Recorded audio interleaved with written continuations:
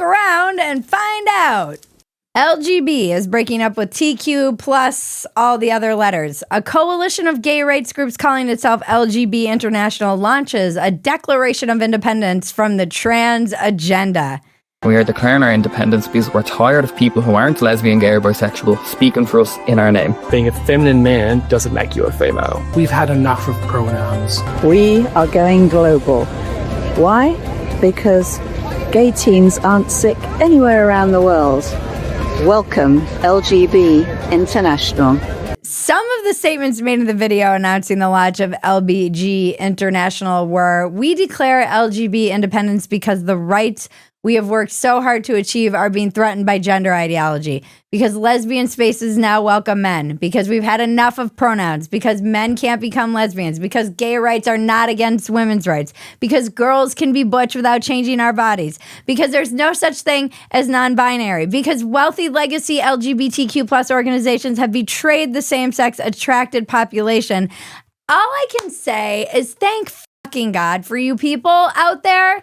This is so refreshing. It's what we've been screaming about on Dumpster Fire for 6 years. We've done multiple interviews on our other channel with people who have talked about this, like Ariel Isaac Norman, one of the earliest lesbians in the comedy community to push back against this, Helen Joyce, Abigail Schreier. I could go on and on. Detransitioners, who are completely ignored in this conversation.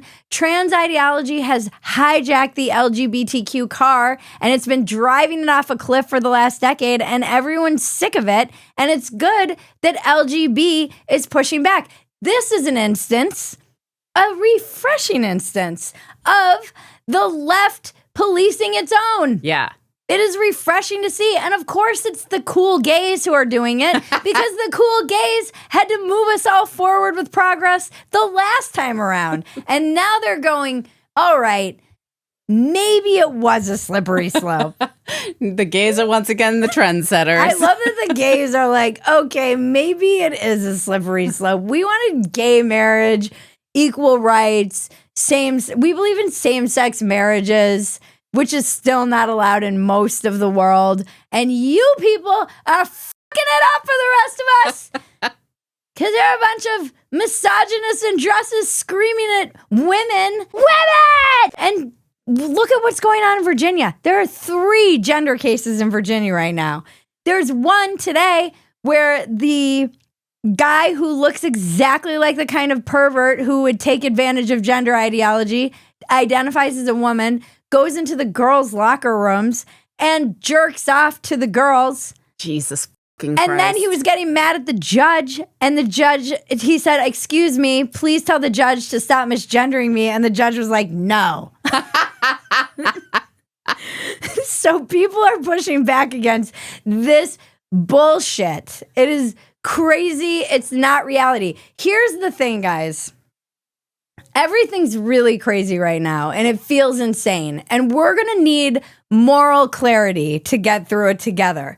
This is an example of a group of people who have had to fight so hard to get the rights that they have, now seeing them being taken advantage of by people who have no respect for what they've had to go through and actually don't really even care that they're undermining it because these are generally selfish narcissists. And no affiliation with their group. And do not care that they're driving the car off the cliff with everybody screaming in the back or driving it off the building. But we need moral clarity right now. I know it can be confusing with critical theory, gender ideology, all these terms. You've got woke right, you've got left right, you've got the woke left, the woke right. All you have to do is stand for reality. That's it.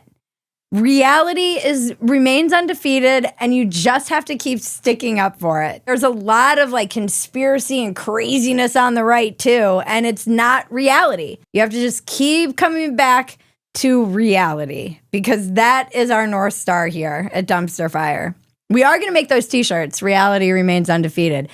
Come into focus, guys.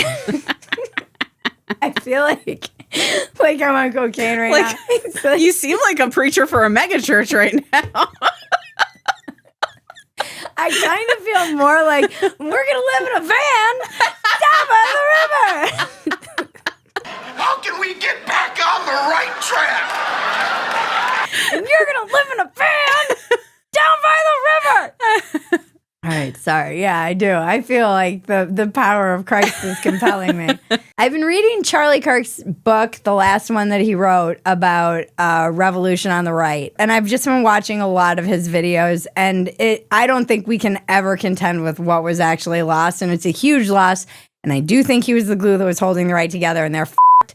That will be a problem for another day. He was so clear about how we have to take responsibility for bettering ourselves in order to fight this fight to save our country and to save the West. And he's like, don't watch that show, skip a meal, go for a run, read a book that makes you think, not a book that you escape into. I recommend people get it. It's actually been very clearly I'm fired up. Because it's a little bit like, he was a little bit like that. The more I listen to him, the more I'm like, oh, this guy was a little more like a preacher than he was even a political guy. I want that energy, that like moral clarity. Yeah. He was so clear because he did the fucking work and read the books. We should just turn this into a show where we read the great texts and we discuss them. Oh, yeah, I'm sure the dumpster fire fans would love that. Come join us. Oh, okay.